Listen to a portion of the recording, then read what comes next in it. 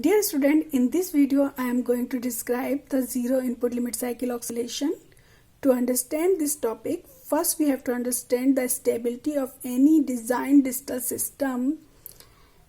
Any digital system should be stable if you apply a constant input corresponding to that input, the system will generate a constant output. And if you make this input equal to 0, then output ideally should decay to 0. But because of the finite precision arithmetic operation, the output will not decay to 0, and this causes instability into the system, and it is termed as zero input limit cycle oscillation. In case of FIR filter, we have represent the FIR filter transfer function by a single polynomial. So this FIR filter is always stable in nature. But in case of IIR filter, the transfer function is expressed as a ratio of two polynomials, where the denominator polynomial will contribute to the poles in the system. If these poles lie inside the unity circle, then the system will be stable. But if any one of these poles lie outside the unity circle or on the unity circle, then system will be unstable. So there are the chances with IIR digital filter that if you apply a constant input or the zero input, it will not decay to 0. So this can be better understood with the help of an example. In this case, I have chosen a first order IIR filter. This IIR filter have the difference expressed by this difference equation. In this difference equation, the alpha value is equal to 1 by 2 and the input xn is applied, that is 0.875, a constant value at n equal to 0, and after that the input value becomes 0. And the quantization, for the quantization in this case, we are using 3-bit quantization including the sign bit. So when we consider this first order IIR filter, we will see what will happen at the output with this given input xn. So at n equal to 0 instant, the value of the input is 0.875 and initially the output will be 0. Alpha yn minus 1 certainly will be 0, and when you quantize this 0 value, it will be 0.000 because it is a positive value, so 0 is here and it is 0 is quantized into the 000 into 3 bits number.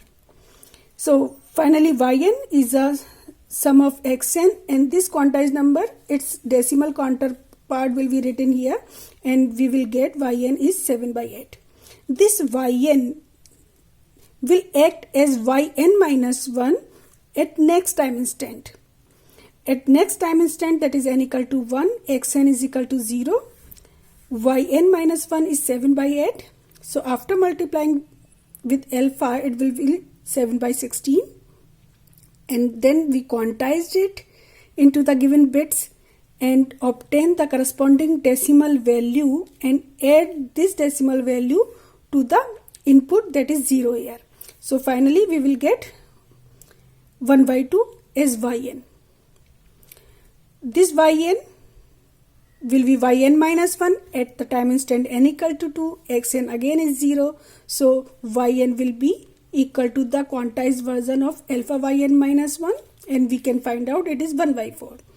So when you take this 1 by 4 for the next instant, you can calculate the output yn, and after that for any further instant you can find out there is a constant output.